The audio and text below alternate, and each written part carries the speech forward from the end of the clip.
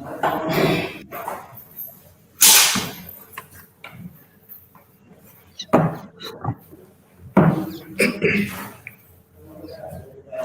evening, ladies and gentlemen. Welcome to another live session of GETI Talks. My name is Shilpi. I'm the Relationship Manager with the Global Education and Training Institute. Today, I am very privileged to have Ms. Alka Rao. I am privileged because she has been my trainer, and the topic that she's going to speak on is something that I know she's an expert on. That is the impact of reward and punishment on students, on learners.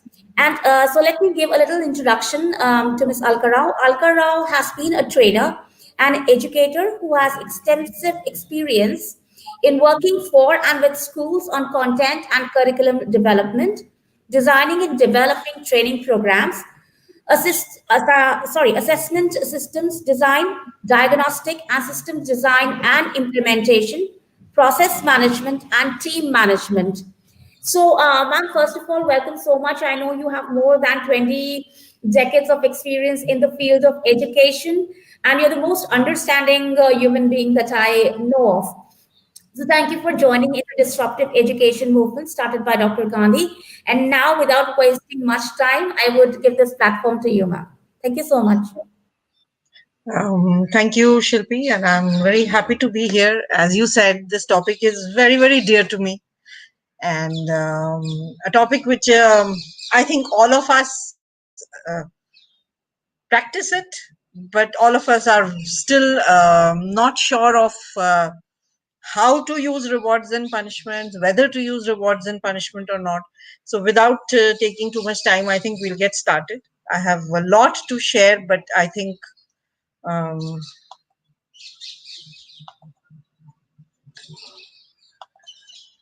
So the topic, as I said, is the impact of reward and punishment on student learning.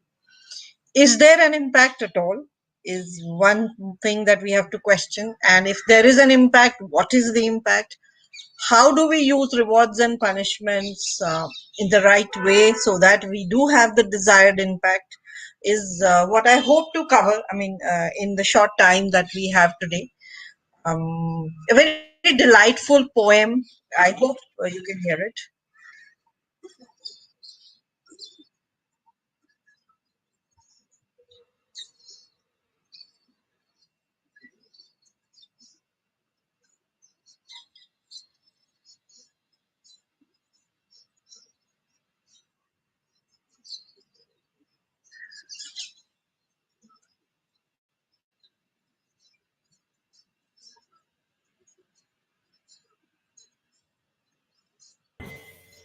Ma'am, I don't think there's any voice in the video.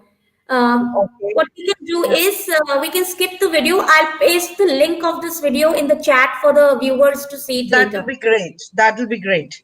So Thank you. I Thank you. will not, because it's a poem which has to be listened to and enjoyed. So I Yes. think it's a Yes. better idea that Yeah. Sure. Sure. I'll put and it in the chat.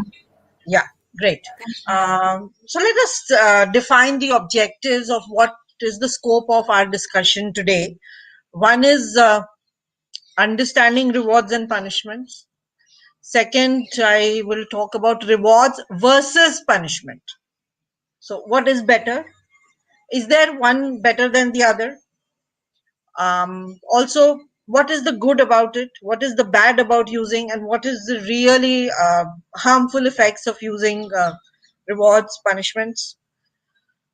And should we use rewards and punishments or not? So, disclaimer at the very beginning, when we will talk about punishment, whenever I do talk about punishment in my sessions, it is never, never, never about corporal punishment. That is completely not acceptable.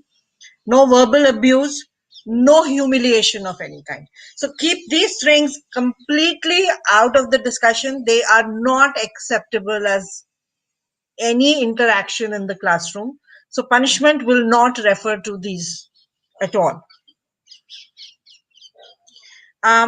Reward actually can be simply defined as any stimulus that encourages the recurrence of a behavior. So if you want a particular behavior to be repeated and you give a stimulus in such a way that the students and the learners feel encouraged to repeat that behavior, it will be called a reward.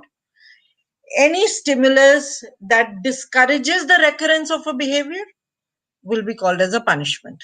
So if you do give any stimulus to the children in such a way that they do not feel inclined to repeat the behavior, so anything that encourages a behavior is a reward. Anything done that discourages another behavior is called as a punishment. Right? So if children, let's say, if there's a particular child who completes his or her work on time and is very meticulous, and you give them a badge, that's a reward because you want the student to continue this behavior. Also, I think somewhere when we give a public reward, we hope the other students start emulating that behavior, modeling that behavior. If a child is talking too much in the class and you ask them to come and sit in front row and isolate them from their friends, that's a punishment because you hope to pass on a message through that the child should not talk in the class, right? So reward and punishment, if you see, are basically methods of behavior conditioning, actually. So their impact on learning is not a direct impact of increasing the cognitive ability of the child in any way. It is rather more in creating an environment in the class so that the teacher is able to do his or her job more effectively. So it's more a strategy of behavior and class management rather than a teaching strategy, right? So that is one thing that we have to look at. Its impact on learning, if at all, is more in the sense that this allows the teacher to use his or her time with the students in a more focused manner without the unnecessary distractions. It also creates a template for good behavior which the other students can be motivated to follow. So behavior conditioning is two types, through rewards or through punishments. Here the positive and negative do not refer to the impact. Positive and negative refer to giving something and taking away something. So the presence of something and the absence of something, that's the only meaning of positive and negative. So a reward which is positive would mean that you give something to the child for a positive behavior. So as I said, if a child is doing his or her homework and you allow them to borrow 2 storybooks from the library instead of one, because the child is always doing his work very well, that's a positive reward. You have added something pleasurable, and that becomes a positive reward. If you take away something that is not comfortable for the child as a reward, that's a negative reward. So the child was doing their homework very well for 15 days. So this child is exempt from homework on 2 days, in the month. That's a negative reward. You have taken away something that was not very pleasurable for the child, right? In both the cases, it's a reward because it increases the comfort of the child. The child in one case doesn't have to do the homework, so that becomes a reward. In the other case, the child gets to read an extra book, storybook of his or her choice, that becomes a reward. Similarly, a positive punishment is a discomfort that is added to the child. So as I said, that if a child is not doing their homework, if the child doesn't do the classwork, let's say, you ask them to complete the classwork at home in addition to the homework, or you ask them to do their homework in the break period. So you have added a level of discomfort, right? Negative punishment is when you take away something that the child enjoys. So detentions, we ask them to sit back in the class in the games period, that's a negative punishment. We have taken away something that the child enjoyed. So positive and negative simply refer to adding or subtracting an action, not refer to the impact. Impact of a reward will always supposedly be positive, and impact of a punishment will always supposedly be negative. Please remember once again, when I talk about reward and punishment, I am only talking about giving some benefits or taking away some benefits. We are not talking at all about scolding, about getting angry, about any kind of other punitive action which can hurt the child. Um, when you look at rewards and punishment, actually rewards generate a more of positive energy. They actually tell children what to do, whereas punishment has a very negative energy. It doesn't focus on what to do, while it may hold up what not to do. But I think children to blossom well need examples of what to do, rather than focusing on what not to do. So in that sense, I think a reward may be a better strategy than a punishment, because you are focusing on the positive. You are demonstrating what is a desirable action. Basically, if you see, rewards and punishment simply follow the stimulus response feedback cycle, because you give a stimulus, the child responds, and then that, based on that feedback of the response, you decide to give a stimulus which is either rewarding or which is punishing in some way. Basically, reward and punishments are based on the carrot and stick philosophy. They assume that fear and hope are the two main drivers of behavior, and students are not self-motivated to learn. And either you have to give them something positive, or you have to give them something negative to instill fear in them. And I think that's a very simplistic approach to behavior. As I said, reward and punishment is a classroom management and behavior management strategy. It's not really an academic strategy. So its impact on learning is more in terms of giving the teacher a more orderly environment to work in. The impact of rewards and punishment is relative. I mean, every child reacts differently. We all know that there are some children in the class where a look from the teacher is enough, or just calling out the name and saying, Seema, what happened? You didn't do your work. I mean, that's enough for Seema. And there would be another child who you could jump up and down, but the child would not react to it. So we look into some of the reasons of why that happens. But rewards and punishments are not absolute. They do not work on everybody in the same way. Also, in rewards and punishment, it's a law of diminishing returns. When you reward, the same reward doesn't work. You have to keep escalating and increasing the reward and keep making it more and more lucrative for the child, because after some time, children get bored of the same reward and the reward stops motivating.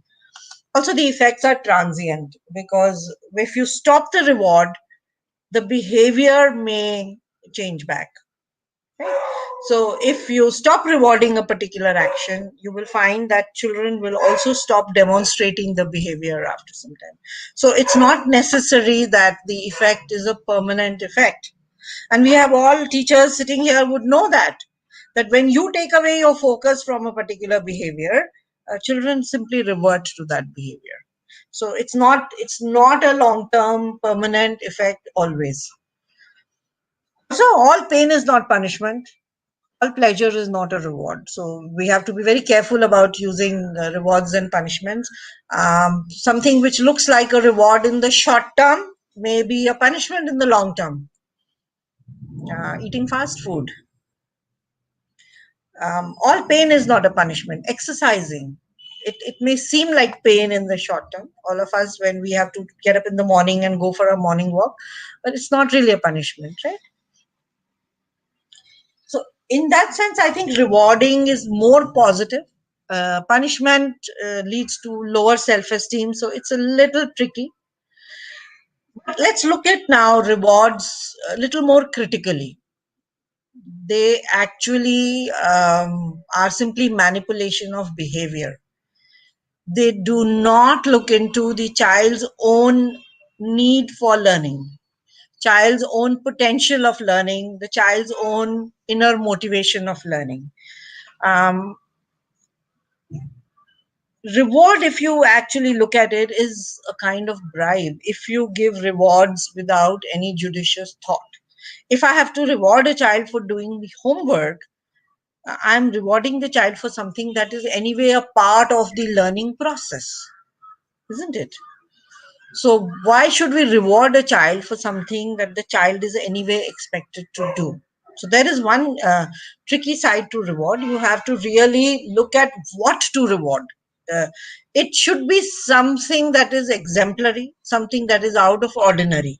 Because if we start rewarding the ordinary, it's like a bribe. You're giving them rewards for what they anyway are supposed to do. Never give tangible objects as rewards. I think intangible rewards work better. If you give, especially foods and chocolates, which we teachers in pre-primary and early primary sometimes do, they are absolutely no, because those are the things which may look like rewards in the short term, but they are actually not rewards. So always give rewards more as appreciation, more um as an acknowledgement of good effort, more as a compliment on the skill demonstrated, and not as, especially not food or toys. What do we reward on? See, that's always a question. Should we reward the outcome? Marks. But we know that rewarding marks is not really very beneficial, because some children do get marks because the others are putting in so much of effort on their behalf. When a child brings a beautiful project to school and we want to reward the child for that project, half the time we know that mummy, daddy, probably even some external agencies, they all sat together and created it, and it was not the child's own um, creativity. So rewarding only the outcome is not a fair, but rewarding the effort, not fair again. How do we measure effort? How do we know that the child put in a real effort? And if the effort is not in the right direction, then is the effort really appreciable? Do we reward ability? If somebody is born a good singer but doesn't respect that talent, doesn't take pains of that talent, should we just reward something that came naturally to the child and the child doesn't even cherish that well? These are all the questions that will remain. I'm not here to give you these answers because these answers will be different for different children. You will have to be very, very judicious. You will have to choose probably a mixture of all these when you want to give a reward. What to reward depends on the child. Reward for one is a punishment for another. Giving my own example as a student, I hated games period. I was one of those who wanted to just sit in the library and read. So for me, saying that you have to sit out in the games period was a reward. It was not a punishment. My teacher thankfully thought it was a punishment, and she would say, "No cocoa for you and no running for you." She didn't know that she was giving me a reward. So, what is reward for one is a punishment for another. Sometimes unintended rewards become more important than intended rewards. Intended rewards is something you expect. If you tell a child that if you do your homework, I'll give you a chocolate. Not the best award, but that's something even mothers do at home very, very often. And sometimes I've seen preschool teachers doing it. That's the intended reward. That's what the child expects, a chocolate. And very soon that expectation becomes a demand, because I will work only if you give me that chocolate. But the fact is, if the child gets into the habit of doing their homework, they start enjoying the sessions more. They start understanding the newer concepts more. They start getting more appreciation from their peer group also, and that becomes an unintended rewards. So an unintended reward, similarly with punishment, an unintended punishment can be worse than the intended punishment. An unintended reward can sometimes be better than an intended reward. um, Rewards have short term, long term impacts. Like I said, running every day may be a short term punishment, but it's actually a long term reward. or eating junk food is a short term reward, but it's actually a long term punishment. And that's why when you plan a reward, you have to look at both the impacts. And sometimes these impacts are so contradictory that what looks like a punishment is actually a reward, and what looks like a reward is actually a punishment. When you're giving a punishment, let it be academically apt. It should somewhere improve the academic behavior of the child. Do not give rewards which are punishments which are not going to have any impact on the learning. I will not take you for the picnic, class picnic. I mean, I don't know, it sounds very unfair, but giving extra, maybe reading, maybe giving them a different kind of academic work, maybe a better punishment. If I have to use that word punishment, I actually don't like to use that word. I'm finding it very uncomfortable because punishment is all about negative attention. But please remember, it should be proportionate and it should be academically apt. Instead of punishment, why don't we look at consequences? Also, please keep the difference between punishment and discipline. Discipline is desirable. Punishment as a way to get discipline is what I'm questioning here.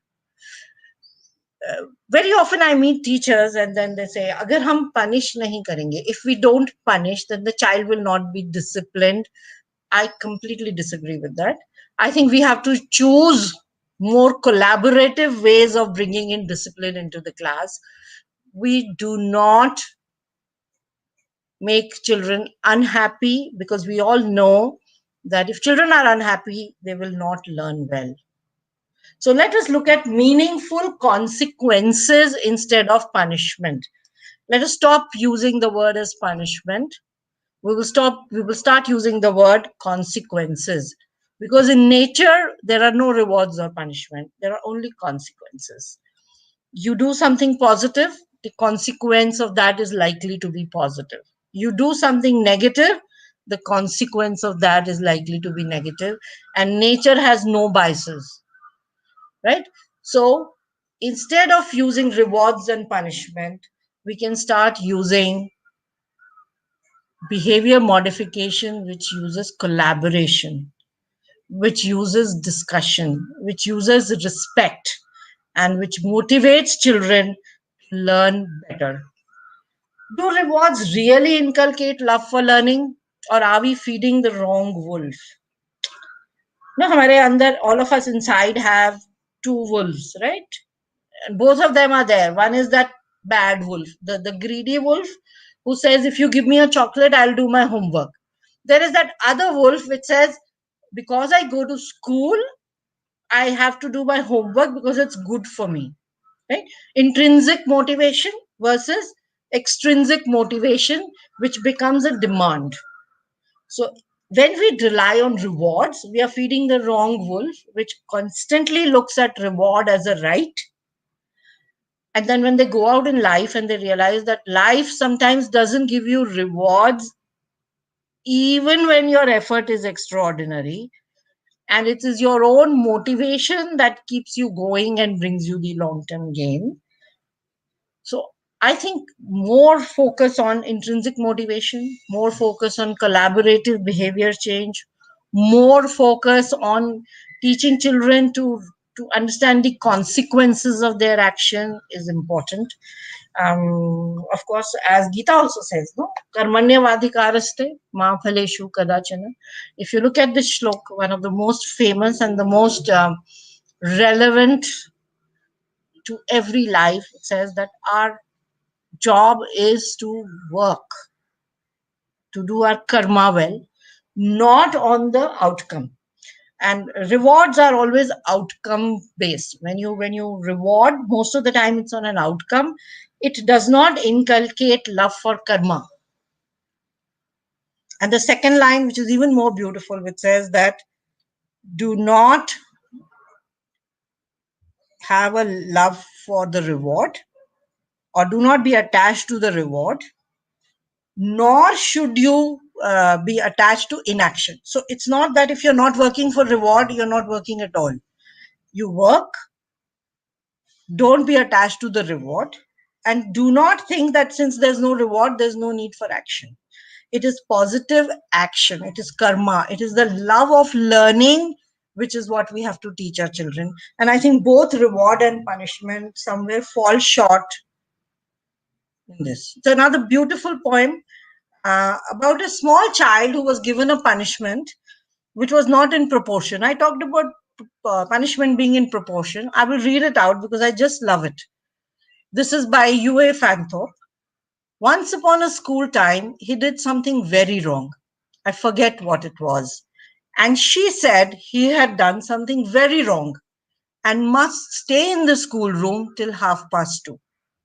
Being cross, she'd forgotten she hadn't taught him time, and he was too scared of being wicked to remind her. He knew a lot of time. He knew getting up time. He knew time you were off time. He knew time to go home time. He knew TV time. He knew time for my kiss time. All the important times he knew, but not 2:30. So he waited beyond the once uponer, out of a reach of all the time force, and he knew he'd escape forever. And then, my goodness, she said, scuttling in, I forgot all about you. Run along, and you'll be late. So she slotted him back into the school time, and he got home in time for tea time. Next time, not time for that now time. So sometimes we give punishment to children, and children don't even know what it is. They don't, because their understanding, especially very small children, their understanding of rewards and punishments is not there, or they don't even understand the magnitude of what is expected of them. And that completely takes away the effect and just leaves the fear. Thank you so much. I hope you enjoyed the session. And thank you.